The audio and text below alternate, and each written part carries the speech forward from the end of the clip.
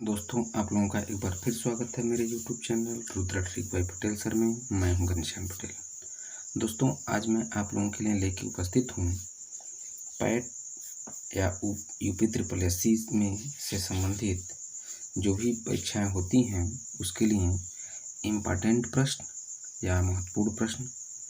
इस तरह के प्रश्न आप लोगों को दोस्तों परीक्षाओं में ज़रूर मिलेंगे और आपसे एक रिक्वेस्ट है कि हमारी इस वीडियो को देख करके ही आप अगर आगामी पैट की परीक्षाएं देने जा रहे हैं तो इस वीडियो को ज़रूर देख के जाइएगा, छोड़ के मत जाइएगा, क्योंकि इस तरह के ही प्रश्न आपको यूपी टेट ठीक है में मिलेंगे।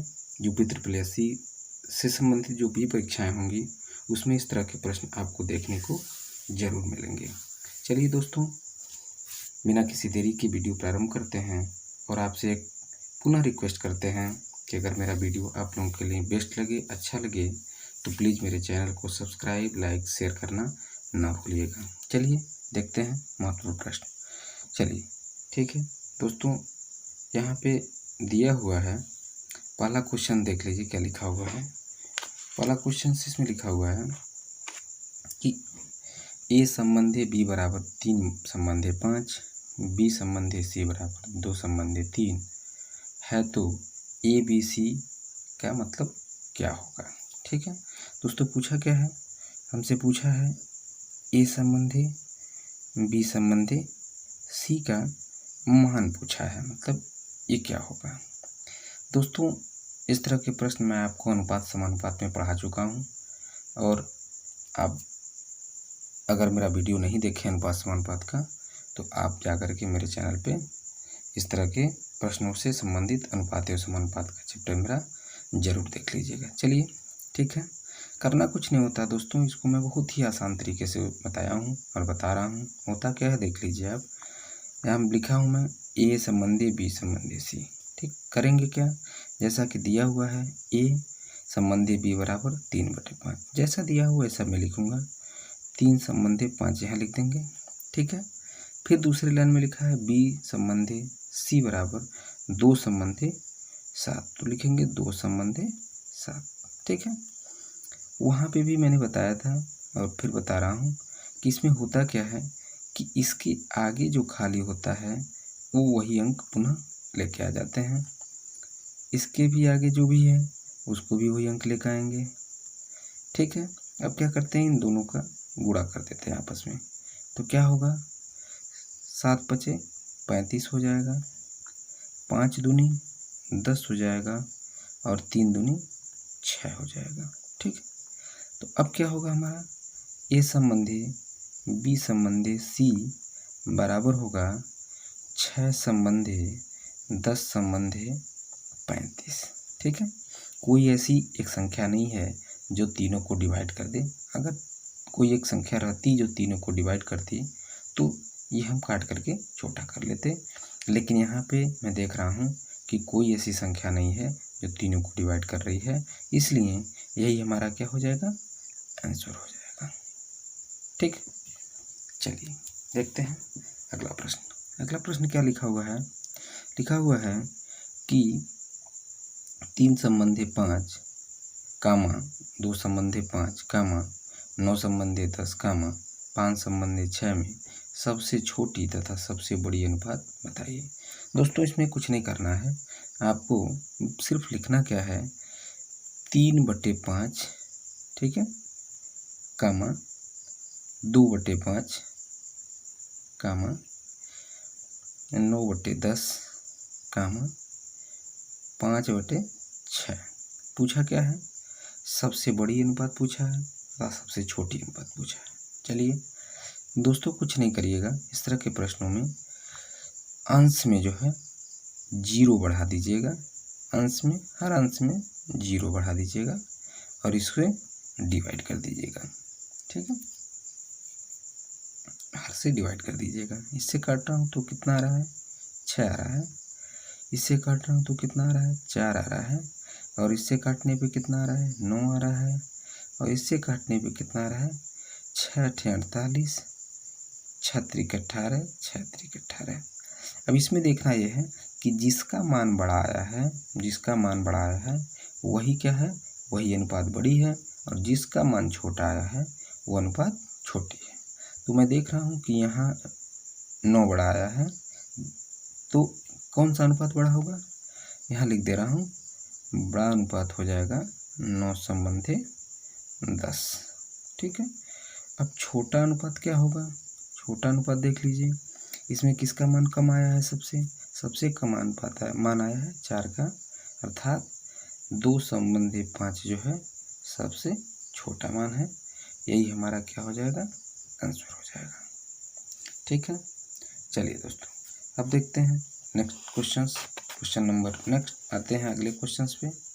अगला क्वेश्चन क्या लिखा हुआ है, अगला क्वेश्चन लिखा हुआ है कि कितने समय में 20% साधारण ब्याज की दर से ब्याज मूलधन का 3/5 गुना हो जाएगा। दोस्तों, ये साधारण ब्याज से संबंधित प्रश्न है और इसका भी मैंने वीडियो आपको प्रोवाइड करवा चुका हूँ, और आप अगर वो मेरा वीडियो नहीं देखे हों तो प्लीज़ मेरे चैनल पे जाकर के साधारण ब्याज के से संबंधित वीडियो जो मैंने डाला है उसे आप देख सकते हैं। चलिए, ये साधारण ब्याज का क्वेश्चन है, तो लगाते हैं। और कैसे लगाते हैं, देखिए, मैंने कहा था कि इस तरह के प्रश्नों में या साधारण ब्याज के प्रश्नों में मैंने कहा था कि ब्याज गुणे 100 ऊपर जरूर लिखिएगा, उसके बाद जो है जो भी दिया हो, जैसे होता है समय, ठीक है, गुणे प्रतिशत दर यानी दर गुणे मूलधन, इस तरह की चीज़ें आपको नीचे लिखनी है। चलिए, उसी के आधार पर लगाते हैं। कैसे, मैंने क्या कहा, ब्याज गुणे 100 ऊपर होता है। ठीक, तो मैं देख रहा हूँ कि ब्याज कौन है इसमें। अब इस प्रश्न में देखा जाए तो यहाँ पे पढ़िए, लिखा है साधारण ब्याज की दर से ब्याज मूलधन का, जो आगे लिखा है वो बट्टे वाले में ऊपर वाला होगा, जो पीछे लिखा है वो बट्टे वाले में नीचे वाला होगा। ठीक है। तो अब क्या करेंगे, या देखिए, लिखा है ब्याज, तो ब्याज कितना आ रहा है, मैंने बताया ऊपर वाला 3 गुणे 100 बटे का क्या होगा, मैंने कहा जो बचा हुआ है, अर्थात इसमें देखिए परसेंटेज बचा हुआ है 20% और मूलधन बचा हुआ है 5, जैसा कि इस प्रश्न में दिया हुआ है। बस इसी को काट दीजिए, आपका आंसर आ जाएगा। देखता हूँ मैं, 20 से काटता हूँ तो 5 मरते जाता है, और 5 से 5 को काट देते हैं तो कितना बचा, 3 बचा। ये क्या बचा, समय, यानी 3 वर्ष बचा, यही समय बचा, यही हमारा क्या हुआ, आंसर हो जाएगा। इस तरह के प्रश्न दोस्तों बहुत ही आसान तरीके से, जैसा कि मैंने बताया है, जो ट्रिक, उस ट्रिक के माध्यम से आप बहुत ही बेस्ट तरीके से इस तरह के प्रश्नों को हल कर पाएंगे। इसमें किसी प्रकार की आपको कोई समस्या नहीं आएगी। चलिए दोस्तों, नेक्स्ट क्वेश्चन देखते हैं।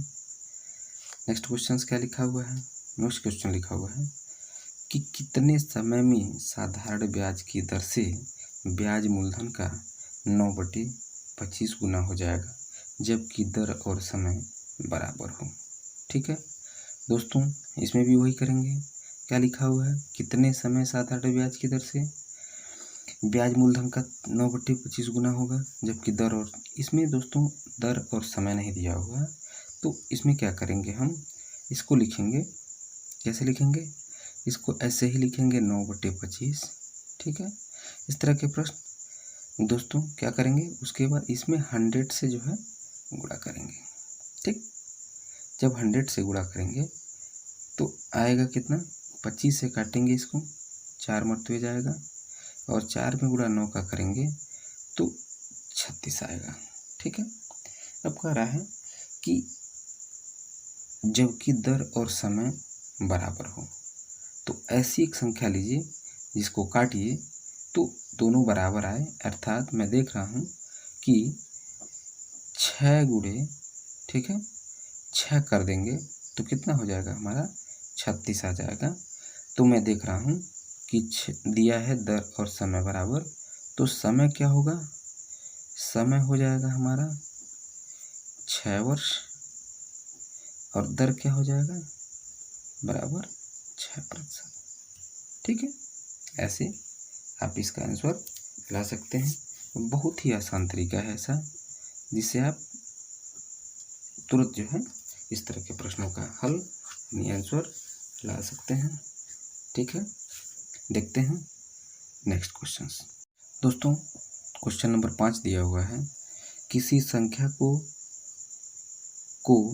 357 से भाग देने पे 39 शेष बचता है, तो उसे 17 से भाग देने पे कितना शेष बचेगा। दोस्तों इसमें कुछ नहीं करना है, मैं ट्रिक लिख दे रहा हूँ। ट्रिक होता है, ठीक है,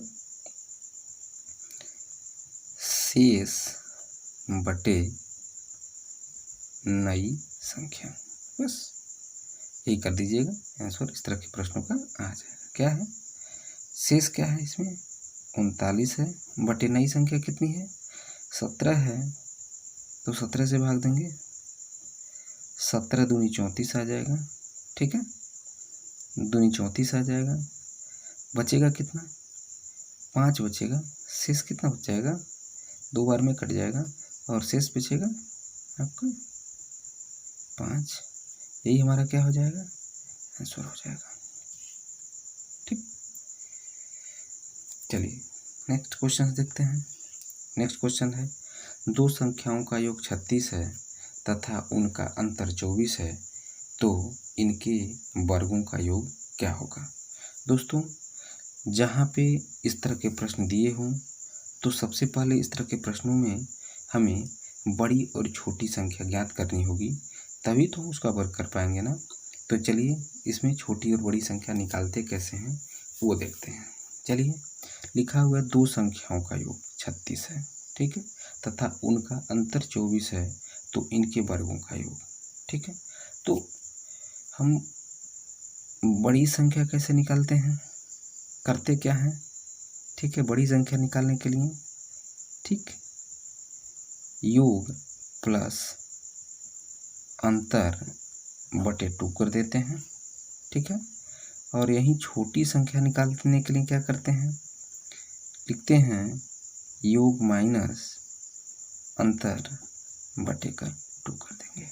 ठीक है, तो इससे क्या निकल जाएगा, हमारी छोटी और बड़ी संख्याएं निकल जाएंगी। चलिए बड़ी संख्या कैसे निकालने के लिए क्या करेंगे, लिखेंगे 36 प्लस 24 बटे का 2 होगा क्या। अब 36 24 को जोड़ेंगे तो आएगा आपका 60, 6 4 10 को 0 और 3 2 5 1 6 60 बटे का 2, 2 से काटेंगे तो कितनी बार में जाएगा 30 बार में। ये क्या हमारी आ गई, बड़ी संख्या आ गई। चलिए छोटी संख्या क्या है, छोटी संख्या 36 माइनस 24 बटे का 2 बराबर कितना आएगा, 36 में से 24 निकालेंगे तो आएगा कितना 12, 12 में 2 से भाग देंगे तो कितना बार में जाएगा 6 बार में। अर्थात बड़ी संख्या 30 है और छोटी संख्या 6 है। पूछा है कि इनके वर्गों का योग। तो दोस्तों वर्गों का योग क्या कह रहा है, 30 का कह रहा है वर्ग, ठीक है, और यहाँ 6 का वर्ग, यही पूछा है। तो 30 का वर्ग कितना होगा 900 होगा और 6 का वर्ग कितना होगा 36 होगा। योग कितना आ जाएगा 936, यही हमारा क्या होगा आंसर होगा। दोस्तों इस तरह के प्रश्न आप जो है बहुत ही आसान तरीके से लगाएंगे, और मैं इस तरह का वीडियो भी आपको प्रोवाइड करा चुका हूँ। और ये प्रश्न मैं इसलिए दे रहा हूँ आपको क्योंकि ये पैट और UP-SSSC की जो भी परीक्षाएं होंगी उसमें इस तरह के प्रश्न आपको देखने को जरूर मिलेंगे। चलिए दोस्तों नेक्स्ट क्वेश्चन क्या लिखा हुआ है, नेक्स्ट क्वेश्चन दिया हुआ है कि पाइप और टंकी से प्रश्न है। ये लिखा हुआ है पाइप A और B किसी टंकी को 10 मिनट में, B और C उसे 20 मिनट में तथा C और A उसे 15 मिनट में भरते हैं, तो पाइप C अकेला उसे कितनी देर में भरेगा। चलिए दोस्तों करना क्या है, इसमें LCM विधि से ही लगाते हैं। और वो आसांतरिक है। चलिए लिखते क्या है, लिखा है a प्लस बी बराबर 10 मिनट, ठीक है। b प्लस सी बराबर क्या दिया हुआ है 20 मिनट, ठीक है। c प्लस ए बराबर कितना दिया हुआ है 15 मिनट। तीनों का एलसीएम लेंगे, तीनों का एलसीएम कितना आएगा, ठीक है। तीनों का एलसीएम मैं देख रहा हूँ 60 आएगा, ठीक। एलसीएम का आसांतरिक मैंने बता दिया है आपको अपनी वीडियो के माध्यम से, और आप उसमें जा कर के आप देख सकते हैं एलसीएम निकालने की आसांतरिक। चलिए इसका कितना एलसीएम आया 60 आया। 60 में 10 से भाग देंगे तो कितनी बार हो जाएगा 6 बार में। 20 से देंगे तो 3 बार में, और 15 से देंगे तो कितनी बार में 4 बार में जाएगा, ठीक है। कह रहा है कि तो सी अकेला, ये तो दोनों का आ गया। अब कह रहा है सी अकेला इसे कितने दिन में। तो अब देखना ये है कि हम इसमें देखना है होता है कि जिस ग्रुप में सी नहीं हो, ठीक है, जिसमें सी नहीं ग्रुप, जिसमें सी हो उसको जोड़ लेते हैं, और जिसमें सी नहीं हो उससे बस घटा देते हैं और भाग देते हैं, तो आंसर आ जाएगा। कैसे, देखिए इसमें भी सी है और इसमें भी सी है, तीन दोनों को जोड़ लीजिए। इन दोनों को जोड़ेंगे तो कितना आएगा, इन दोनों का जोड़ आएगा कितना हमारा 7 आ जाएगा। और मैंने क्या कहा कि जिसमें सी न दिया हो उसी को घटा दीजिए। तो सी इसमें नहीं दिया हुआ है, इस वाले में इसका मान आया है 6, तो 7 में से 6 जाएंगे तो 1 आ जाएगा, ठीक है। यहाँ माइनस का चिन्ह लगा दीजिए, 1 आ जाएगा। अब क्या होगा, यहाँ सबका क्या आ जाएगा 1 आ जाएगा। अब इसी 1 से जो है इसमें भाग देंगे तो कितनी मरते हो जाएगा 60 मरते हो जाएगा, यानी कितना लगेगा, उसे लगेगा 60 मिनट अकेले अगर वो भरता है तो, ठीक है। चलिए देखते हैं अगला क्वेश्चन क्या हुआ लिखा हुआ है। अगला क्वेश्चन देख लीजिए, लिखा हुआ है कि कुछ धनराशि ए बी सी में 4 संबंधी 5 संबंधी 7 में बांटें, यदि सी को 4200 रुपये मिले तो ए की धनराशि क्या होगी। दोस्तों देखिए क्या होगा, लिखा हुआ है कि ए, ठीक है, बी सी किस अनुपात में है, ये अनुपात में किस में है, देखिए लिखा हुआ है 4 संबंधी 5 संबंधी 7 के अनुपात में, ठीक है।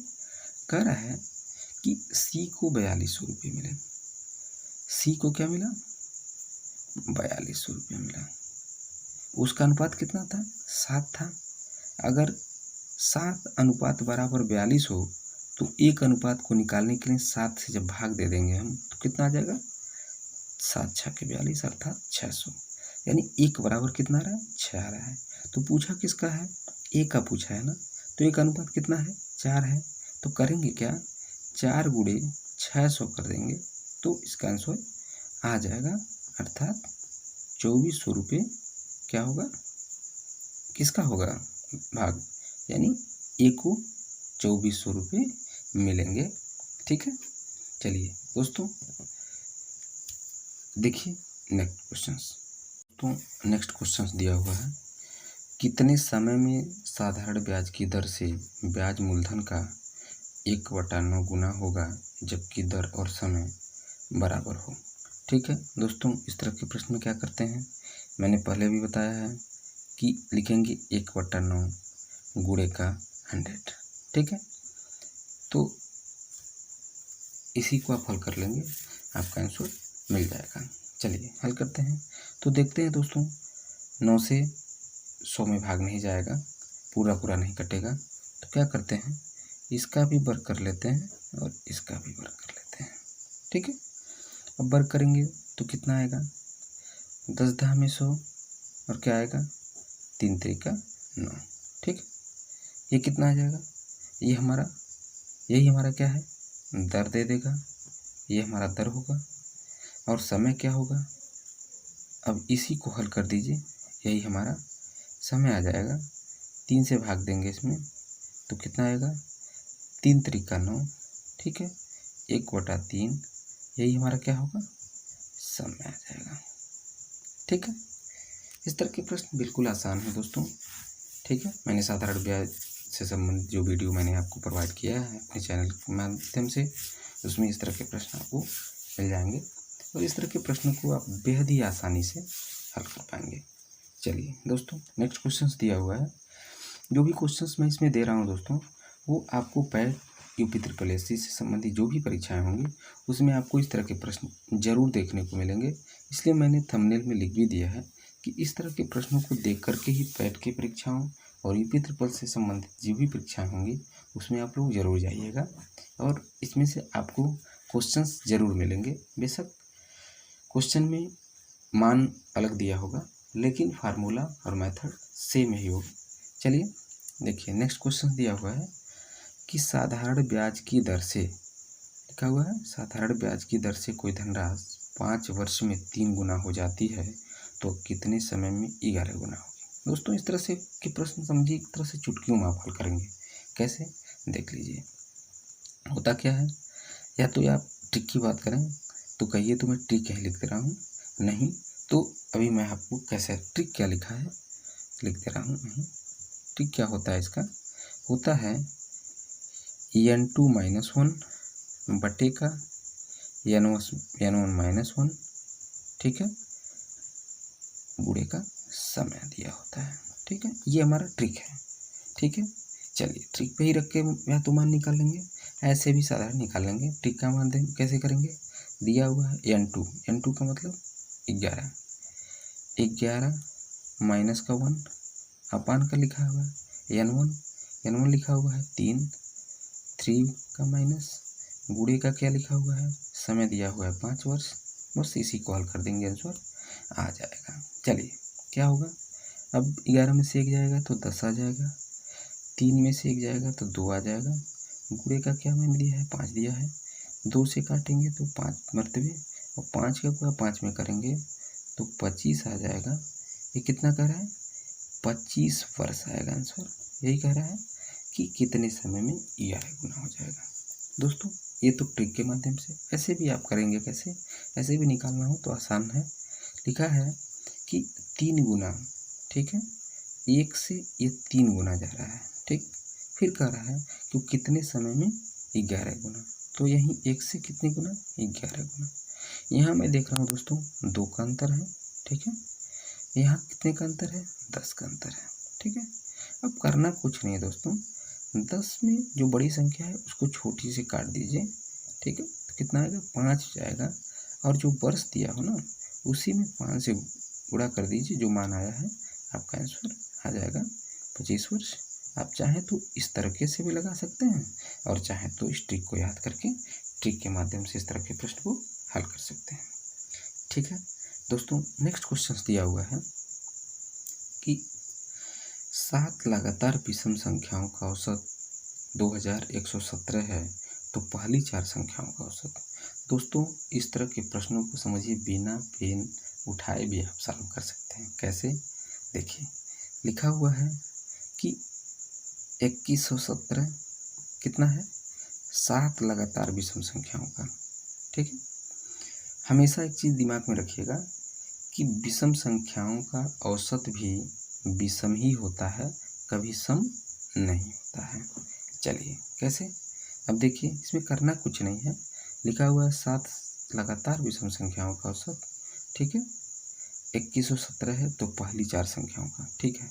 चलिए अब इसके पहले कौन सी विषम संख्या होगी, इसके पहले आपकी विषम संख्या होगी 2115 होगी, ठीक है। उसके पहले कितनी होगी, 2113 होगी। उसके पहले कौन सी होगी, 2119 होगी, ठीक है। सॉरी 19 नहीं होगा, ये 2115 13 तो 11 होगा, ठीक है। उसके बाद क्या होगा, उसके पहले क्या होगा, ठीक 2100 कितना होगा, 2113 हो गया, 2115 2113 2111, ठीक है। और 2100 कितना होगा, 7 होगा।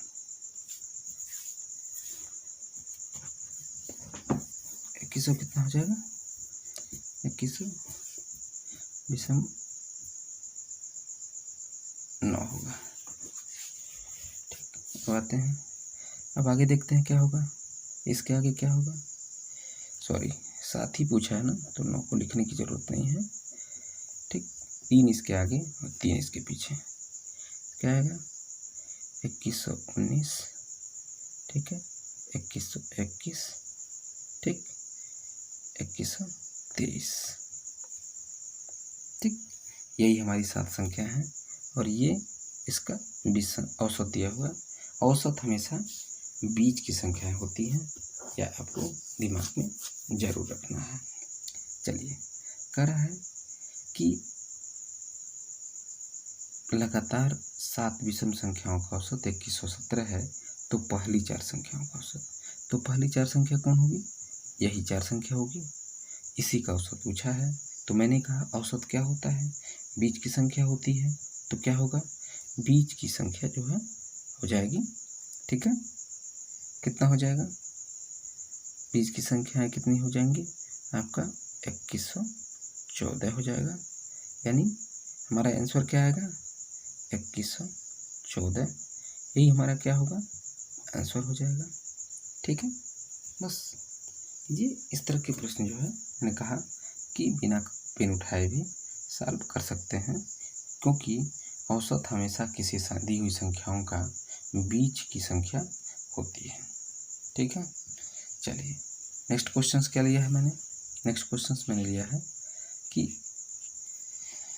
10 व्यक्तियों का औसत आयु, यहाँ आयु छूट गया है, ठीक है, आयु लिख देंगे, यानी उम्र क्या है, 10 व्यक्तियों का औसत उम्र या आय 20 वर्ष है। एक नया व्यक्ति आ जाने से औसत बढ़कर के 21 वर्ष हो जाता है, तो उसकी उम्र अर्थात जो व्यक्ति आया है उसकी उम्र क्या होगी, यही पूछा है। चलिए दोस्तों, इस तरह के प्रश्न कई बार परीक्षाओं में आए हुए हैं। ठीक है, चलिए देखते कैसे कर लगाना है इसको, इसमें करेंगे क्या आप देख लीजिए। इसको मैं जो है बता रहा हूँ कितने आसान ट्रिक से। लिखा है कि 10 व्यक्तियों का कितना है औसत आय 20 वर्ष है, तो औसत में संख्या से गुणा कर देंगे तो टोटल आ जाएगा, तो कितना हुआ आपका 200 आ गया। ठीक है, कह रहा है कि एक नया व्यक्ति आ जाने से औसत कितना हो रहा है 21। नया व्यक्ति आ रहा है तो 10 की जगह कितनी व्यक्ति हो जा रहा है 11 व्यक्ति हो जा रहे हैं, औसत कितना बढ़ रहा है 1 बढ़ करके यानी 21 हो जा रहा है, तो इसका गुणा इसमें कर देंगे तो 11 कम 11 हो जाएगा, और 11 दूनी 22, एक कितना हो जाएगा कैरी का एक था 23 हो जाएगा। अब देखना यह है कि इन दोनों के बीच का अंतर कितना है, इन दोनों के बीच का अंतर क्या है 31 वर्ष है, अर्थात जो नया व्यक्ति आया है उसकी उम्र कितनी है 31 वर्ष है, यही हमारा आंसर हो जाएगा। ठीक है, ठीक है दोस्तों, बस यही है। और इसको एक तरीके से और भी हम लगाते हैं, उसको आप देख लीजिए कैसे लगाते हैं। उसका ट्रिक ये है कि यहाँ मैं लिख दे रहा हूँ, यहाँ क्या लिखा हुआ है 10 में 20 वर्ष, 11 में 21 वर्ष। ठीक है, इस दोनों में अंतर ढूंढते हैं, अंतर क्या निकल के आ रहा है, यहाँ भी एक आ रहा है अंतर, यहाँ भी एक अंतर आ रहा है। अब करना क्या है कि इसका गुणा इस ऊपर वाले में, ठीक है, और इसका गुणा इसमें करने से भी आंसर आपको मिल जाएगा। किसी का किसी में गुणा कर दीजिए, या तो इसका इसमें कर दीजिए, इसका इसमें कर दीजिए, या तो इसका इसमें कर दीजिए, इसका इसमें कर दीजिए, तब भी बात वही होगी। क्या होगा 20 एक कम 20, ठीक है, धन 11 कम 20 एक कम 20 धन और 11 कम 11 बराबर का कितना आ जाएगा 31 वर्ष आ जाएगा। आप चाहें तो इस विधि से भी इस तरह के प्रश्नों का हल निकाल सकते हैं। ठीक है, देखते हैं नेक्स्ट क्वेश्चंस दिया हुआ है दोस्तों। लिखा हुआ है कि एक पाइप किसी टंकी को 12 मिनट में भर सकता है, परंतु टंकी में छेद होने के कारण 3 मिनट समय अधिक लग जाता है तो टंकी कितने देर में भरेगी।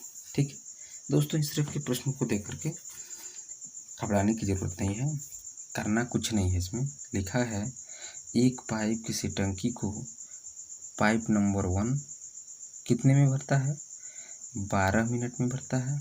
ठीक है, परंतु टंकी में छेद होने के कारण क्या है, 3 मिनट समय अधिक लग जाता है तो टंकी को कितने देर में भरा जा सकता है।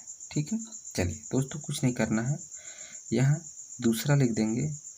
जब 12 मिनट दिया था और 3 मिनट ज़्यादा लग गया तो हम करेंगे क्या, 12 में यही 3 जोड़ देंगे तो कितना आ जाएगा, 15। यानी दूसरा क्या लिखेंगे हम, 15 लिख देंगे। दोनों का एलसीएम ले लेंगे और काटने के बाद जो अंक बचेगा वही हमारा आंसर होगा। कैसे,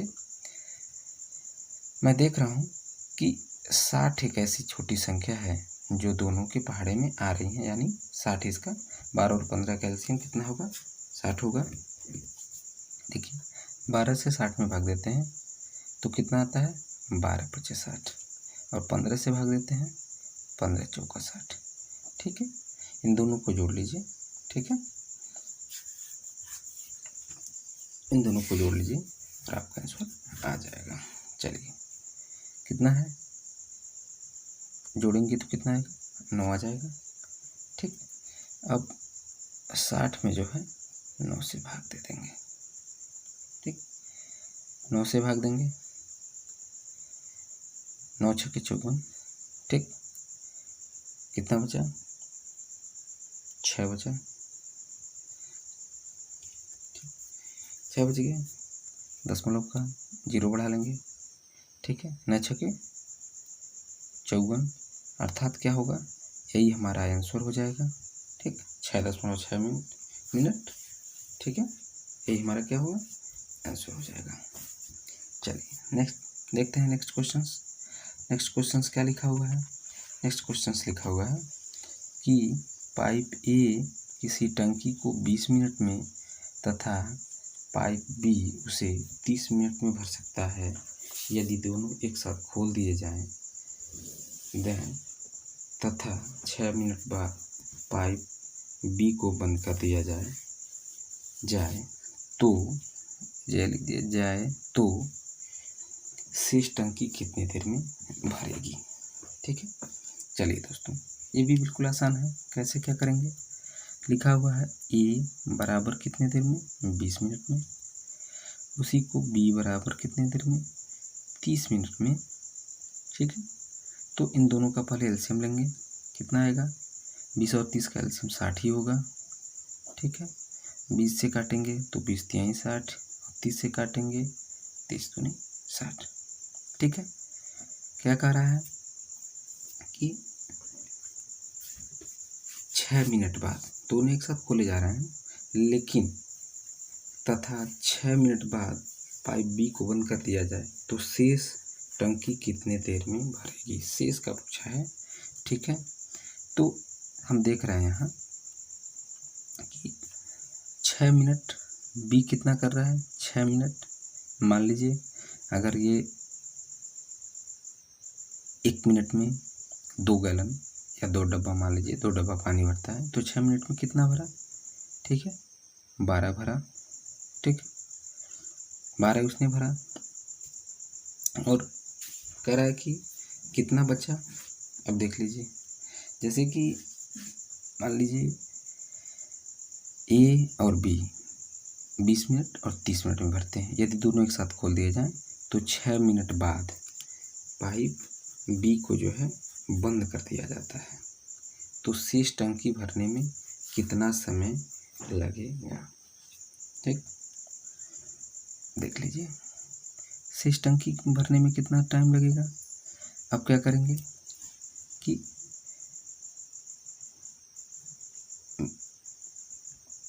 12 गैलन उसने भरा था 6 मिनट में, और बाकी भरने के लिए कितना बचेगा, 60 में से 12 निकालेंगे तो कितना बचेगा, कितना लगेगा, निकलेगा तो 8 आएगा यहाँ, 10 में से 2 के 8 और 5 में से 48 बचेगा। ठीक है। अब कह रहा है कि बंद कर दिया जाए तो शेष टंकी को भरने में कितना समय लगेगा। तो 48 बचा, 48 को 3 से करेंगे यानी ए भरेगा, तो ए 1 मिनट में 3 गैलन भरता है, तो 3 से काटेंगे तो 3 एकम 3, 3 छक्का 18, अर्थात 16 मिनट में भरेगा। यही हमारा क्या आ जाएगा, आंसर आ जाएगा। ठीक है, देखते हैं नेक्स्ट प्रश्न। नेक्स्ट क्या लिखा हुआ है, नेक्स्ट लिखा हुआ है कि पाइप ए किसी टंकी को 18 मिनट में तथा पाइप बी उसी टंकी को 27 मिनट में भरते हैं, लेकिन टंकी भरने से 3 मिनट पूर्व पाइप बी को बंद कर दिया जाए तो पूरा टंकी कितना देर में भरेगा। चलिए ये लिखते हैं, ए बराबर 18, बी बराबर 27, ठीक है। इन दोनों का एलसीएम कितना होगा, ठीक है।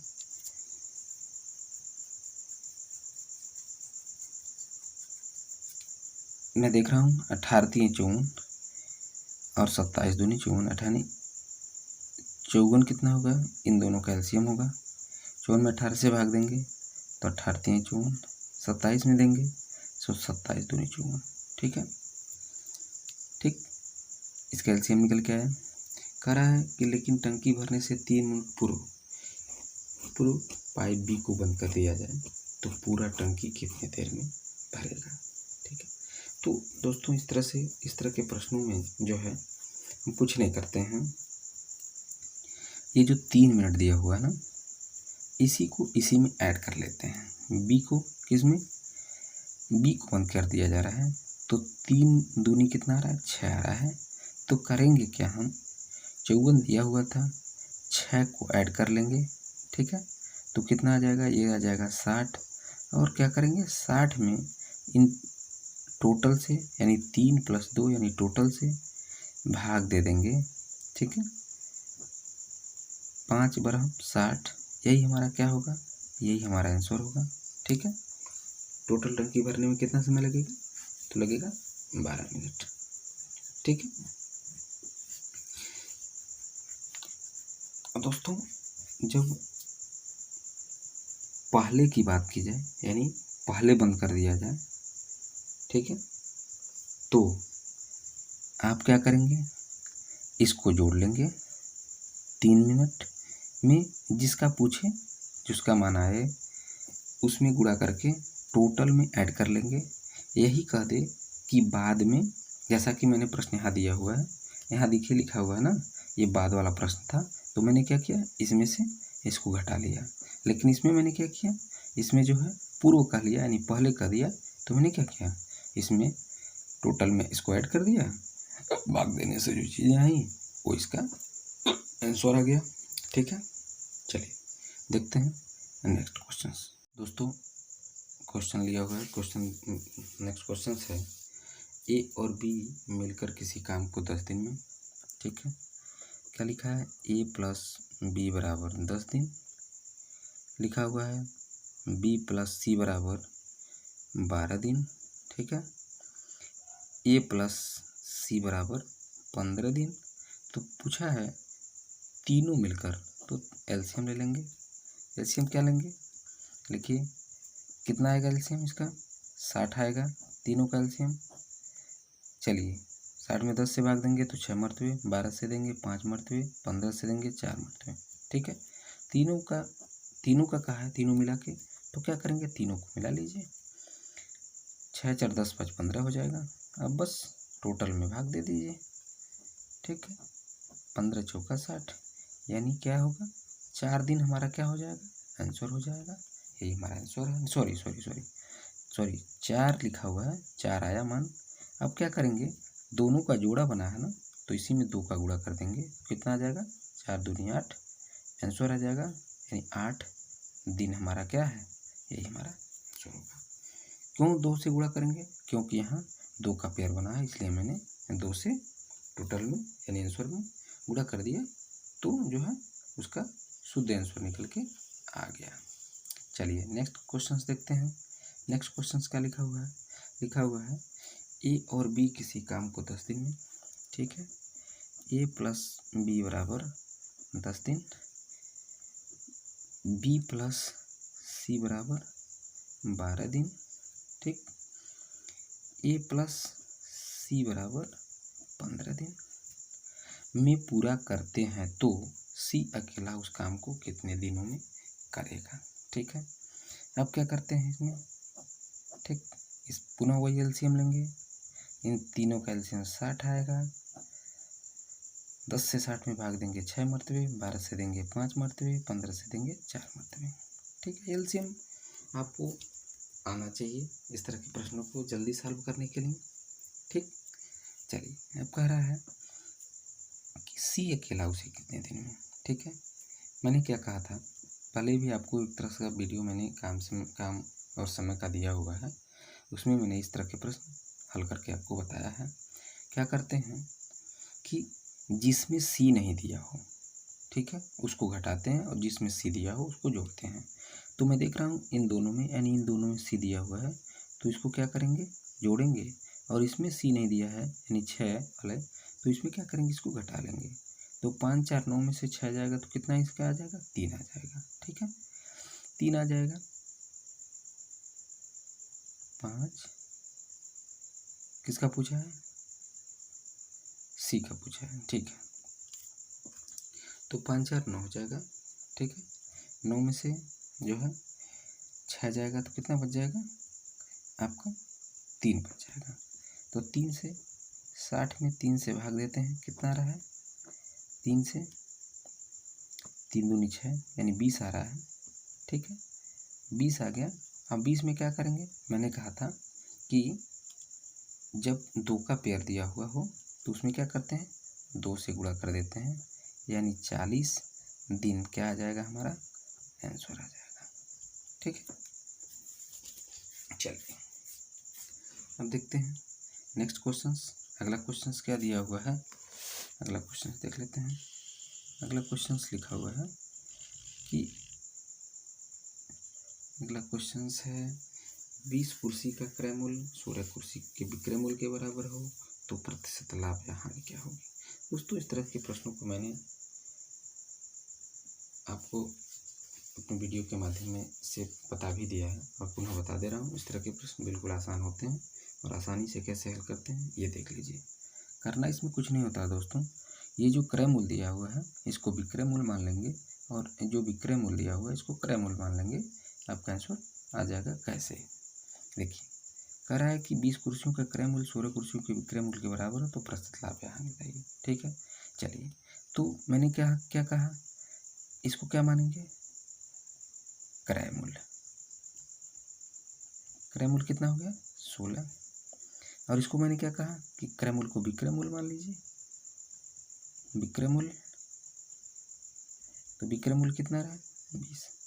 दोस्तों, जब 16 रुपये की वस्तु खरीद करके 20 रुपये में बेची जाए तो कितने रुपये का लाभ होगा, लाभ हो जाएगा 4 रुपये का, ठीक है। यही पूछा है कि 4 रुपये जो है ये कितना प्रतिशत होगा।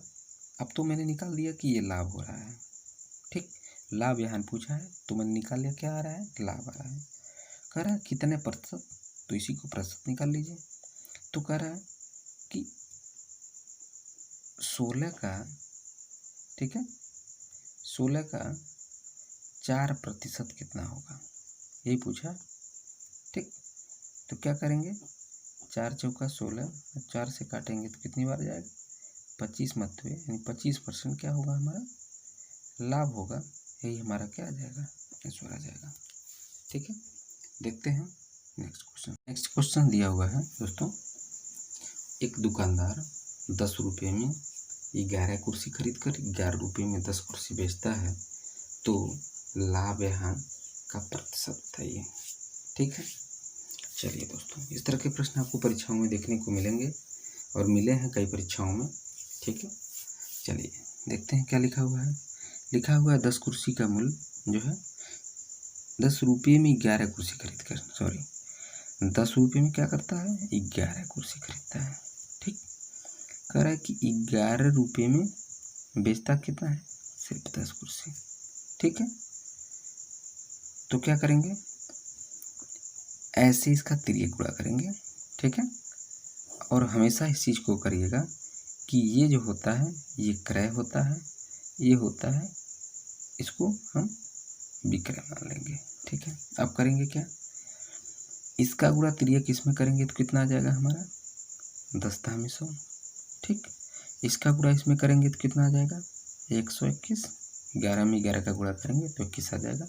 ये मैंने क्या कहा कि क्रय था, ये क्या है, विक्रय है। तो देखिए 121 से 100 को घटाएंगे तो कितना बचेगा, 21 बचेगा।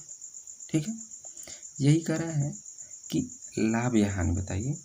तो मैं देख रहा हूँ कि 100 रुपये की वस्तु 121 रुपये में बिक गई तो 21 रुपये का लाभ हुआ। यही प्रतिशत में पूछा हुआ है तो कितना हो जाएगा, अब देख रहे हैं कि 100 में 21 अर्थात 21% ही होगा। यही हमारा क्या हो जाएगा, आंसर हो जाएगा। ठीक है, नेक्स्ट देखते हैं, नेक्स्ट प्रश्न। नेक्स्ट क्या लिखा हुआ है, एक वस्तु को 742 रुपये में 742 रुपये में बेचने पर उतना ही प्रतिशत की हानि होती है जितना कि 958 रुपये में बेचने पर लाभ होता है, तो क्रय मूल्य बताइए। दोस्तों, मैंने लाभ एवं हानि में इस तरह के प्रश्न आपको बताया है और इसका ट्रिक भी मैंने बताया है। ठीक है, और उसी ट्रिक के माध्यम से आप चाहें तो इसको चुटकियों में सॉल्व करेंगे। कैसे, देखिए क्या लिखा था मैंने, ट्रिक था दोनों को जोड़ दो, ठीक, और 2 से भाग दो, बस आगे आंसर। क्या करेंगे, 742 धन 958, 0 0 916 17। अब कह रहा है कि 1700 आ गया। क्या लिखा है, दोनों को जोड़ दो, मैंने जोड़ दिया, और 2 से भाग दो, 2 से भाग दे दो। ठीक है, कितना आ जाएगा, 850 आ जाएगा। यही हमारा क्या है, आंसर हो जाएगा। बस चुटकियों में सॉल्व करिए इस प्रश्नों को। चलिए देखते हैं नेक्स्ट प्रश्न। नेक्स्ट क्या लिखा हुआ है, नेक्स्ट देख लीजिए, एलसीएम से संबंधित प्रश्न है और इस तरह के प्रश्नों को भी आप जरूर देख करके जाइएगा और इस तरह के प्रश्न भी आपको देखने को मिल सकते हैं। ठीक है, यहाँ देखिए लिखा हुआ है 3.7 कामा पॉइंट यानी कामा 0.72 कामा 2.4 का लघुत्तम समापवर्तक। तो करेंगे क्या दोस्तों, यहाँ दशमलव में दिया हुआ है ना, 3.6 दिया हुआ है, 0.72 दिया हुआ है, ठीक है, 2.4 दिया हुआ है। तो इस तरह के प्रश्नों को का लघुत्तम समापवर्तक निकालने के लिए करते कुछ नहीं है दोस्तों, देखना एक ही चीज़ होता है कि इन दशमलव को हमें हटाना होगा। ठीक है, इन दशमलव को हटाने के लिए हम क्या करेंगे, सीधे सीधे इन दशमलव को हटाएंगे तो हम देखेंगे कि इसके इस दशमलव के बाद कितना अंक है, 2 अंक लिखा हुआ है, तो सबको बराबर कर देंगे और दशमलव को हटा लेंगे। तो करेंगे क्या, यहाँ दशमलव हटाएंगे तो 360 हो जाएगा। ठीक है, यहाँ क्या करेंगे, यहाँ लिखा हुआ है 72, तो यहाँ 72 ही रहने देंगे, चूँकि दशमलव हटा देंगे, 2 अंक लिखा हुआ है दशमलव के बाद। इसमें क्या करेंगे, इसमें भी 0 बढ़ा देंगे, ये ला देंगे सीधे। अब जो है इसी का एलसीएम निकाल देंगे। एलसीएम निकालने का मैंने भी आपको बताया ही है, कैसे निकालते हैं कि सबसे पहले सबसे छोटी अभाज्य संख्या से भाग देते हैं। तो यहाँ 2 है सबसे छोटी अभाज्य संख्या, चलिए 2 8 2 से काटते हैं, 2 3 6 और 2 6 12, फिर 2 से काटते हैं, 2 बरहम 24। फिर अभी देख रहे हैं कि ये 2 से कटने लायक है, फिर 2 से काटते हैं। 2 90 18 180, 18 दूनी 36 और 2 छक्के 12। ठीक है, अब देखते हैं 2 से नहीं कटेगी तो दूसरी छोटी भाज्य संख्या यानी 3 है। 3 से काटते हैं तो 30 3 90, 3 छक 18, 3 दूनी 6। ठीक है, ठीक भी आ गया। अब देख रहे हैं कि अब कौन सी संख्या है जो काट रही है इसको। ठीक है, तो अब ये काट रही है इसको, फिर 2 से काटेंगे हम। देख रहे हैं 2 से भाग चला जाएगा इसमें। 2 15, 2 3 6। ठीक है, और 2 10 20। ठीक, अब और काट करके छोटा कर लेते हैं। यहाँ लिख देते हैं 15 3 10। या तो छोटा कर लीजिए या तो सबको मिला के भाग दे दीजिए। अभी आप गुणा कर लीजिए, अभी आंसर आ जाएगा। चलिए और छोटा कर लेते हैं। और छोटा करने के लिए करेंगे 3 से। 3 5 15, 3 1 कम 3, 10 का 10 ही रह जाएगा। ठीक है, अब 5 से काटते हैं। 5 1 कम 5, 5 दूनी 10 हो जाएगा। ठीक है, अब गुणा क्या करेंगे, गुणा करते हैं जो भी संख्या है तो लिखेंगे 2 गुणे 2 गुणे 3 गुणे 2 गुणे 3 गुणे 5 गुणे 2। 2 दूनी 4, 3 12, 12 दूनी 24, 24 3 72। ठीक है, 72, 5 का गुणा, 5 दूनी 10, हासिल का कैरी का 1, और 5 7 35 1 36। ठीक है, और 360 में 2 का गुणा 0, 6 दूनी 12 को 2 हासिल 1, 3 दूनी 6 1 7, यानी कितना आ रहा है 720 आ रहा है इसका मान। ठीक है, करना क्या है, 2 अंक के बाद दशमलव लगा दीजिए। ठीक है, यही हमारा क्या हो जाएगा, आंसर हो जाएगा। आंसर कितना आएगा 7.2। क्या होगा इसका एलसीएम होगा। ठीक है, चलिए नेक्स्ट प्रश्न क्या लिखा हुआ है, नेक्स्ट प्रश्न को देखते हैं। नेक्स्ट लिखा हुआ है कि किसी वस्तु के मूल्य में पहले 10% की वृद्धि होती है तथा बाद में 10% की कमी कर दी जाती है, तो मूल्य में कितने प्रतिशत की कमी या वृद्धि होगी। दोस्तों, इस तरह के प्रश्न तो समझिए एक तरह से आप माइंड में ही सॉल्व कर लेते हैं। मैंने आपको अपने वीडियो में को बता दिया है।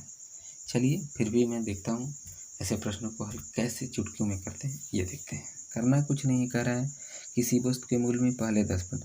देखिए प्रतिशत वाले प्रश्नों में हम 100 पे लगाते हैं, मान 100 का रखते हैं, 100 को आधार मान के, तो कह रहा है 10% की वृद्धि। तो 10% की वृद्धि हुई तो मैं 100 पे था तो कितने पे आ गया, 110 पे आ गया। फिर कह रहा है तथा बाद में 10% की कमी कर दी जाती है, तो फिर हम आधार तो 100 ही मानेंगे। 100 में से 10 को क्या कर रहे हैं, घटा दे रहे हैं, तो 90 हो जा रहा है। ठीक है, अब कह रहा है कितने % की कमी या वृद्धि, तो बिल्कुल आसान है, इन दोनों का मल्टीप्लाई कर दीजिए, आपको आंसर मिल जाएगा। देखिए इस 0 से 0 कैंसिल कर दीजिए और इसमें गुणा करेंगे तो कितना आ रहा है, 11 9 99 आ रहा है। तो मैं क्या कहा था कि प्रतिशत वाले प्रश्नों में आधार 100 का मानते हैं, तो मैं देख रहा हूँ कि 100 में से 100 ये है और यहाँ मान आया है 99, तो कितने का अंतर आया, 1% का अंतर आया। तो 1% क्या हमारा आंसर आया, कमी का आंसर आया, यही हमारा आंसर होगा। और दोस्तों एक चीज़ और मैं बता दे रहा हूँ आपको कि बराबर वृद्धि और बराबर कमी वाले प्रश्न में हमेशा जो है आपका आंसर कमी यानी लेस में ही आएगा, कभी लाभ में या वृद्धि में नहीं होगा। इस चीज़ को आप अपने दिमाग में जरूर रखिएगा। ठीक है, देखते हैं नेक्स्ट क्वेश्चंस। नेक्स्ट क्वेश्चंस दोस्तों दिया हुआ है, एक व्यक्ति अपनी आय का 75% खर्च करता है, यदि उसकी आय में 20% वृद्धि हो तो खर्च में 10% की वृद्धि हो जाती है, तो बचत में कितने % की वृद्धि या कमी होगी। चलिए ठीक है, इस तरह के प्रश्न भी परीक्षाओं में अक्सर आते रहते हैं। और इसको देखते हैं इस प्रश्न का कैसे आसानी से हल आएगा। देखिए, लिख लीजिए पहले क्या लिख लीजिए, पहले लिख लीजिए आय, ठीक। यहाँ लिख लीजिए खर्च, ठीक। यहाँ लिख लीजिए बचत, ठीक। आय क्या है, कह रहा है एक व्यक्ति अपनी आय का 75% खर्च करता है। देखिए, जब 75% खर्च करता है तो मैंने क्या कहा था, प्रतिशत वाले प्रश्न में 100 जो है मान होता है, मान रख के काम करते हैं। आय यानी 100% कमाता था तो 75% खर्च कर देता है, तो बचत कितना करता होगा, 25% का बचत करता होगा, ठीक। अब कह रहा है कि उसकी आय में 20% वृद्धि, यानी 100 में 20% वृद्धि हो जाती है तो 120 चला जाता है, ठीक। तो कह रहा है कि खर्च में 10% की वृद्धि कर देता है, तो अब इसका 10% यानी 7.5, ठीक। अब 7.5 यानी बढ़ जाता है तो कितना आ जाता है यहाँ, यानी 82.5 हो जाता है। 75 में 7.5 जोड़ेंगे तो 82.5 आ जाएगा। अब कह रहा है कि बचत में क्या होता है, कितने % की वृद्धि या कमी होगी, तो क्या होगा।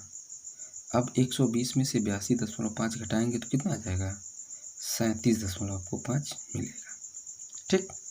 और कह रहा है कि यही जो है ना कि बचत कितना था, 25 था, 25%, और जो बचत हुआ उसमें कितने % की वृद्धि हुई या कमी हुई, तो मैं देख रहा हूँ कि यहाँ पे 25 था और 37.5 हो गया, तो क्या हुई, बचत में भी वृद्धि हुई। तो कितने की हुई, यही पूछा हुआ है, कितने प्रतिशत की हुई।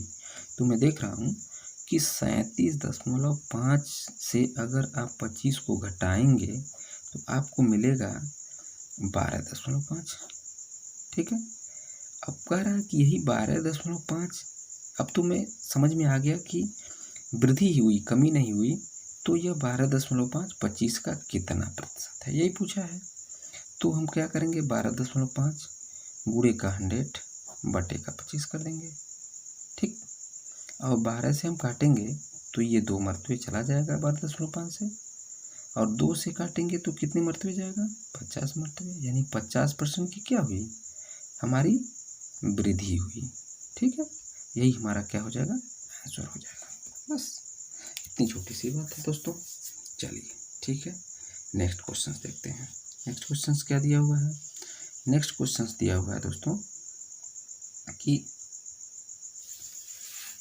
300 लीटर पानी और नमक के मिश्रण में 50% पानी है, इसमें कितने लीटर पानी मिलाए जाएं कि पानी की मात्रा 70% हो जाए, ठीक है। चलिए दोस्तों, अब इसमें क्या करना है, देखिए यहाँ मैंने क्या कहा, लिख लीजिए पानी, यहाँ लिख लीजिए नमक, दोनों लिख लीजिए। पानी का रहा है, टोटल कितना था पानी, 300 लीटर, यहाँ लिख लीजिए, ये लीटर है, पानी टोटल दिया हुआ है। कह रहा है कि 50% क्या है, पानी है, तो स्वाभाविक सी बात है 50% नमक होगा, ठीक। यहाँ प्रतिशत की बात आती है, मैंने कहा था कि 100 को मानक रखेंगे, तो कह रहा है 50% पानी है तो 50% नमक होगा, ठीक है। कह रहा है इसमें कितने लीटर पानी मिलाए जाएं कि पानी की मात्रा क्या हो जाए, ये 70% हो जाए, ठीक है। हो जाए तो जब 70% पानी हो जाएगा तो नमक कितना % हो जाएगा, 30% हो जाएगा, ठीक। तो कह रहा है कि कितने लीटर, अब हम लीटर में निकालेंगे दोस्तों। मैंने एक ट्रिक बताया भी था, फिर लिख दे रहा हूँ आपको। लिखना क्या है, जिसको घटाएं या बढ़ाएं उसे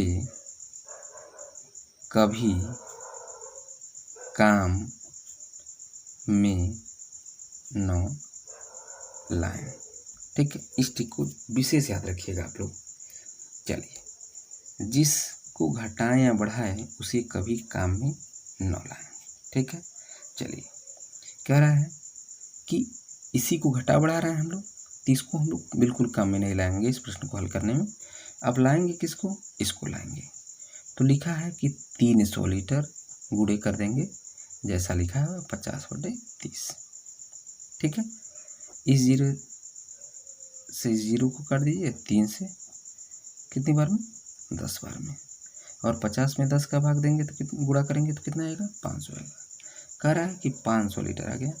अब करेंगे क्या, 500 लीटर में से 300 लीटर घटाएंगे तो 200 लीटर हमारा क्या आ जाएगा, आंसर आएगा। यही कह रहा है कि कितने लीटर पानी, यानी 200 लीटर। ठीक है, पानी को मिलाएंगे, जिससे क्या होगा कि पानी की मात्रा 70% हो जाएगी और नमक की मात्रा 30% हो जाएगी। ठीक है दोस्तों, चलिए ठीक है। नेक्स्ट क्वेश्चन क्या दिया हुआ है, नेक्स्ट क्वेश्चन दिया हुआ है, यदि एक वस्तु को 240 रुपये में बेचने पर 20% की हानि होती है तो उसका क्रय मूल्य क्या होगा। ठीक है, क्रय मूल्य क्या होगा ये निकालना है हमें। चलिए करते क्या है, लिखा हुआ है कि 240 रुपये में बेचने पे, ठीक है, कितने परसेंट की हानि होती है, कितने परसेंट की हानि होती है भाई, होती है 20% की। तो कह रहा है क्रय मूल्य। देखिए दोस्तों, हमेशा मैंने क्या कहा कि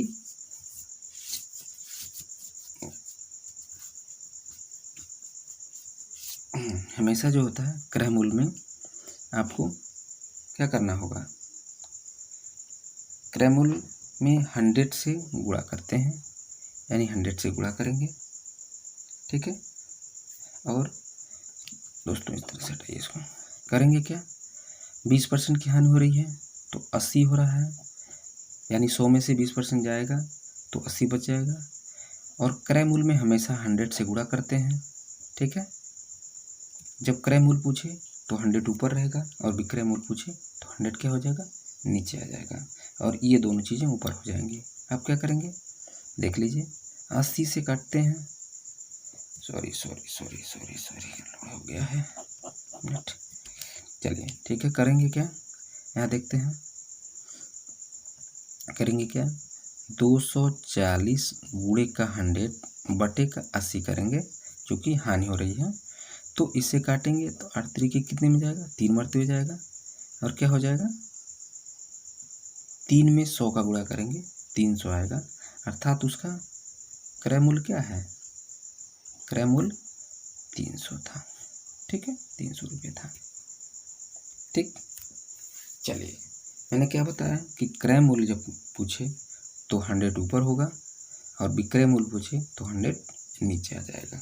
ठीक है, देखते हैं नेक्स्ट प्रश्न। दोस्तों नेक्स्ट प्रश्न दिया हुआ है कि एक किसान के पास कुछ गायें तथा कुछ मुर्गे हैं, यदि सिरों की संख्या 50 तथा पैरों की संख्या 160 हो तो गायों की संख्या बताइए।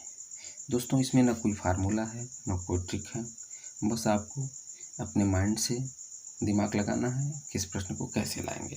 तो इसमें कुछ नहीं करना है दोस्तों, मैं बता दे रहा हूँ आपको, जिसका पूछे, गाय का पूछ रहा है, इसके विपरीत को मान रख के लगाएंगे। अगर मुर्गे का पूछता तो हम गाय पे लगाते हैं। चलिए गाय का पूछा है तो मैं मुर्गे पे मान रख के लगाता हूँ। कह रहा है कि सिरों की संख्या 50, चाहे गाय हो चाहे मुर्गे हो, सबका सिर एक ही होता है।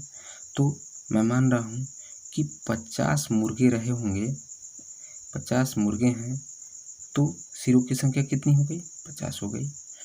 और मुर्गों के पैर क्या होते हैं, 2 होते हैं। ठीक है, तो जब 50 मुर्गे हैं तो 50 में 2 का गुणा करेंगे तो कितने पैर होंगे, 100 ही पैर होंगे, और दिया हुआ है कितना, 160। तो करेंगे क्या, 160 में से 100 को घटा देंगे, आएगा कितना, 60 आ जाएगा। इसी में क्या करेंगे, हम 2 से भाग दे देंगे तो हमारी गाय माता निकल के आ जाएंगी। यही हमारी गाय माता है और यही हमारा आंसर है, अर्थात गायों की संख्या कितनी है, 30 है बस। चलिए नेक्स्ट क्वेश्चन देखते हैं। नेक्स्ट क्वेश्चन लिखा हुआ है कि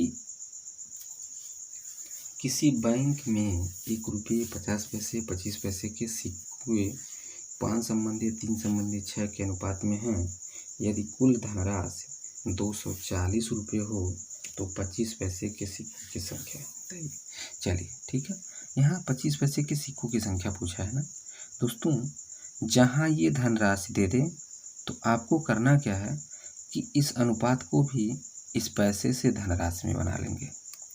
क्या करेंगे दोस्तों, धनराशि में बना लेंगे। कैसे बनाएंगे, देखिए ऐसे बनाएंगे। जैसे होगा क्या कि हाँ देखिए लिखा हुआ है कि अनुपात क्या दिया हुआ है, 5 संबंधी 3 संबंधी 6 दिया हुआ है 1 का, ठीक है, और कह रहा है 50 पैसे का, ठीक है, कह रहा है 25 पैसे का। इसको भी आप रुपये में कन्वर्ट कर लीजिए। 5 में 1 रुपये से गुणा करेंगे तो 5 रुपये आएगा, ठीक है, जोड़ते जाइएगा, ठीक है। और 50 पैसे का 3 सिक्का होगा तो कितना हो जाएगा, 1 रुपये 50 पैसा हो जाएगा। और 25 पैसे के 6 सिक्के होंगे तो कितना हो जाएगा, 1 रुपये पैसा, ये भी हो जाएगा। अब सबको जोड़ लीजिए तो 5 और 1.5 और 1.5 3 यानी 8 रुपये। मैंने क्या कहा कि जब ये धनराशि रुपये में दिया हो और रुपये सिक्कों की संख्या पूछे तो पहले रुपये में इसको कन्वर्ट कर लीजिए। मैंने रुपये में इसको कन्वर्ट कर लिया। अब करेंगे क्या, कुल धनराशि जो दिया हुआ है ना, कुल धनराशि कितना दिखा, 240। 240 में 8 से भाग दे देंगे तो आ जाएगा कितना, 30 आ जाएगा। अब जिसका पूछ रहा हो, जिसकी संख्या, जिसके सिक्कों की संख्या, इसी से उसमें भाग दे दीजिए।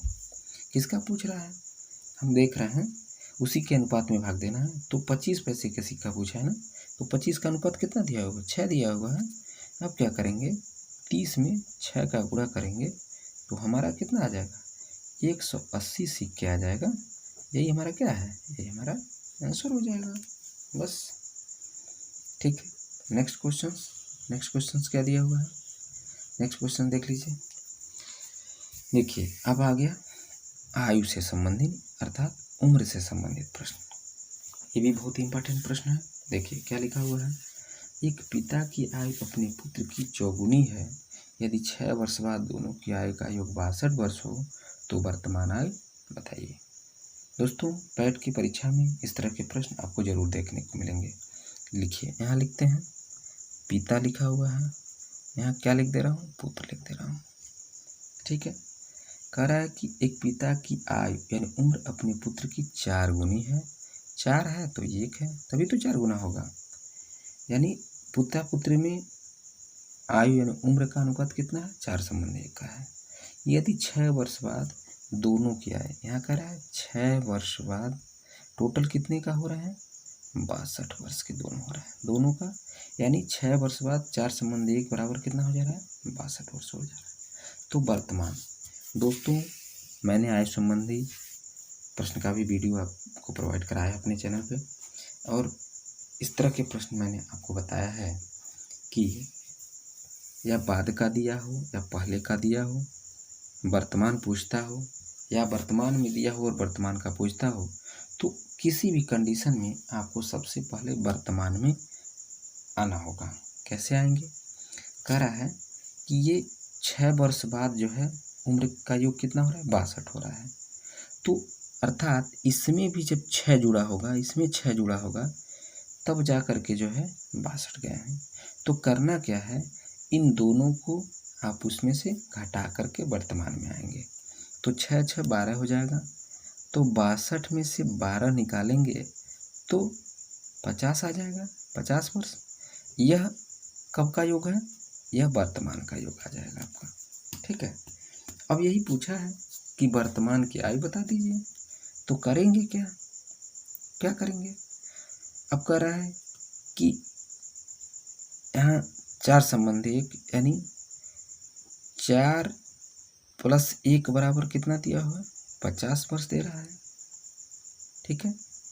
तो अब 4 का अनुपात और 1 का अनुपात अलग अलग निकाल दीजिए। तो करेंगे क्या, 50 × 1 बार 4 करेंगे, बट्टे का 5 करेंगे, तो 5 से काटेंगे 10 मरतबे यानी 40, यानी क्या हो जाएगा, पिता की उसकी उम्र कितनी हो जाएगी, 40 वर्ष। अब जब पिता की उम्र 40 वर्ष हो जाएगी और टोटल उम्र 50 वर्ष दिया हुआ है, यानी पुत्र की आयु कितनी होगी, 10 वर्ष होगी। यही हमारा क्या हो जाएगा, आंसर हो जाएगा। बस दोस्तों, इस तरह के प्रश्नों में आपको बहुत ज़्यादा दिमाग लगाने की ज़रूरत नहीं है, बस आपको इसी तरह से वर्तमान में आना है। ठीक है, देखते हैं नेक्स्ट प्रश्न। नेक्स्ट प्रश्न देखिए दोस्तों, क्या लिखा हुआ है। लिखा हुआ है ए और बी की आयु का अनुपात 4:5 है। यदि 5 वर्ष पहले इनकी आयु का योग 44 वर्ष था तो बी की वर्तमान आयु बताइए।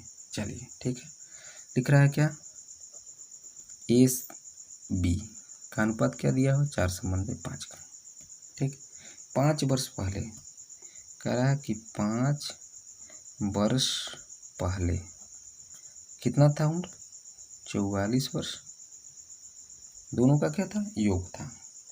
मैंने कहा कि इस तरह के प्रश्नों को आप पहले वर्तमान लाएंगे, वर्तमान में इनकी उम्र देखेंगे तो आप इसका हल निकाल पाएंगे। चलिए, कह रहा है कि 5 वर्ष पहले, तो जब हम वर्तमान में आएंगे यानी इसमें भी 5 जोड़ेंगे और इसमें भी 5 जोड़ेंगे तब तो वर्तमान में आएंगे। तो जब 44 दिया हुआ है तो 10 जोड़ेंगे तो कितने पे हम आ जाएंगे, 54 वर्ष। ये क्या कर रहा है, ये हमारा वर्तमान का योग हो जाएगा। ठीक, अब पूछ क्या रहा है कि वर्तमान में बी की आयु पूछ रहा है। ठीक, तो बी का अनुपात कितना है, 5 का दिया हुआ है। तो हम करते क्या है, 5 के अनुपात को निकालते हैं। तो सबसे पहले क्या करेंगे, अनुपात को जोड़ लेंगे, 4 5 9 हो जाएगा। अब कह रहा है कि 54 में 5 का अनुपात निकाल दीजिए, तो 9 छक्के 54 हो जाएगा और 6 बचे 30 वर्ष। यही हमारा क्या हो जाएगा, यही हमारा आंसर हो जाएगा। बस कुछ नहीं करना है। चलिए नेक्स्ट क्वेश्चन देखते हैं। लिखा हुआ है दो संख्याओं का लघुत्तम समापवर्तक लॉस ऑफ 225 तथा मोस ऑफ यानी महत्तम समापवर्तक 5 है। यदि एक संख्या 25 है तो दूसरी संख्या क्या होगी। दोस्तों, इस प्रश्न को जरूर देख के जाइएगा। और इसका मैंने ट्रिक लिख दिया था, क्या लिखा था, एलसीएम गुणे एचसीएफ बटे का क्या लिखेंगे, फर्स्ट गुणे सेकंड। यही ट्रिक है इसका।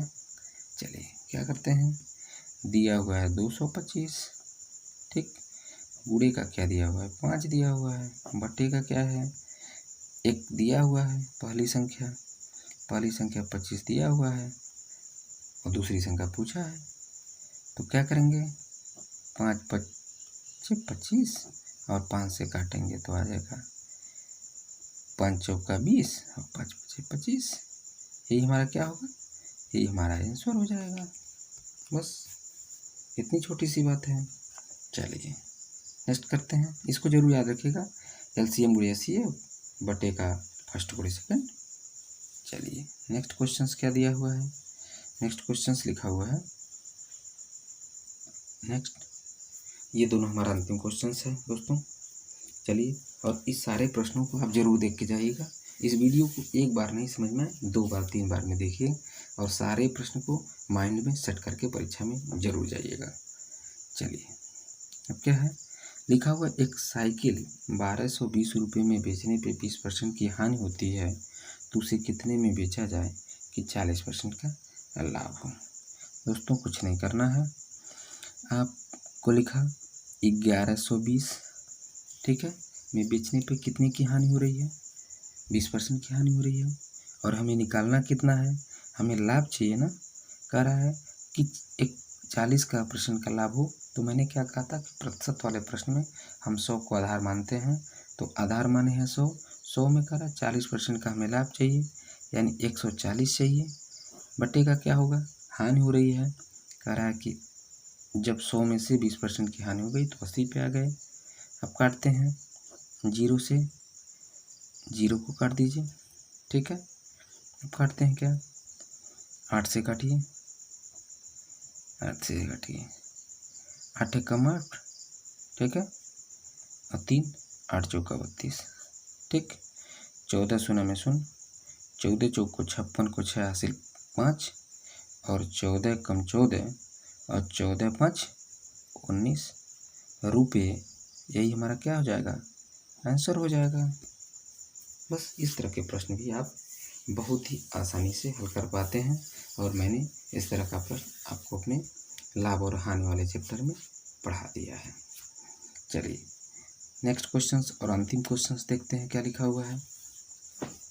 अंतिम क्वेश्चंस लिखा हुआ है कि 150 रुपये में 30 वस्तु बेचने पर 25% की हानि होती है, तो ऐसी ही 30 वस्तु को 20% लाभ के लिए कितने में बेचें। इसका दोस्तों मैंने ट्रिक फिर लिख दे रहा हूँ और मैंने आपको लाभ हानि वाले चैप्टर में बता भी दिया है। इसका होता कैसे है, इसको प्रश्न को हल कैसे करते हैं। इसका ट्रिक होता है अमाउंट यानी धनराशि बटे वस्तु गुणे प्रतिशत लाभ या हानि, जो भी हो बराबर करते हैं, फिर लिखते हैं गुणे धनराशि गुणे वस्तु गुणे प्रतिशत। इसको धनराशि लिख दे रहा हूँ, ठीक है, ये भी धनराशि है, इसको याद कर लीजिए। यही ट्रिक है इस तरह के प्रश्नों को लगाने का और आसानी से आप हल कर लेंगे। कैसे, अब इसी पे मान रख देते हैं। लिखा हुआ है 150 पहला दिया हुआ है, वस्तु लिखा हुआ है 30, गुणे का मैंने क्या कहा कि प्रतिशत लाभ या हानि, ठीक है, यहाँ प्रतिशत लाभ या हानि लिख लीजिए, ठीक है। तो हानि हो रही है 25%, मैंने क्या कहा था प्रतिशत वाले प्रश्न में हमेशा आप 100 को मानक रखेंगे, तो 25% की हानि हुई तो कितने पे आ गए हम, 75 पे आ गए, ठीक। दूसरा क्या कह रहा है कि क्या पूछा हुआ है, धनराशि पूछा हुआ है, तो ऐसी 30 वस्तुओं को 20% लाभ के कितने में बेचें, ये पूछा हुआ है धनराशि। क्या लिखा हुआ है, यहाँ भी 30 वस्तु लिखा हुआ है, गुणे का क्या है 120%, नहीं सॉरी 20% लाभ के लिए, तो 100 में 20 जोड़ेंगे तो कितना आ जाएगा, 120 आ जाएगा। यही हल कर दीजिए, आंसर आपका आ जाएगा। इसका त्रिय गुणा होता है, बज गुणनखंड होता है, ऐसे ही कर दीजिए। अब लिखेंगे हम रुपया यानी धनराशि बराबर क्या करेंगे, ऐसे लिखेंगे 150 गुणे का 30 गुणे का 120 बटे का क्या लिखेंगे इसका 30 गुणे 75। तो देख रहा हूँ 30 से इस 30 को कैंसिल और 75 से 150 को काटेंगे 2 मरतबे और 120 में 2 का गुणा कर देंगे तो कितना आ जाएगा 240 रुपये। यही हमारा क्या है आंसर हो जाएगा। बस है ना दोस्तों, अच्छा ट्रिक, अच्छा सलूशन।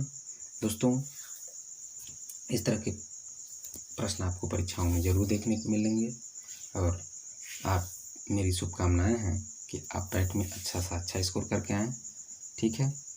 बस इस वीडियो में अब तक इतना ही दोस्तों, मिलते हैं अगले वीडियो में और तब तक के लिए दोस्तों हमारी शुभकामनाएं आपके साथ हैं। पैट में या आप RRB ग्रुप डी का एग्ज़ाम देने जा रहे हैं तो हमारी शुभकामनाएं आपके साथ हैं, ठीक है दोस्तों।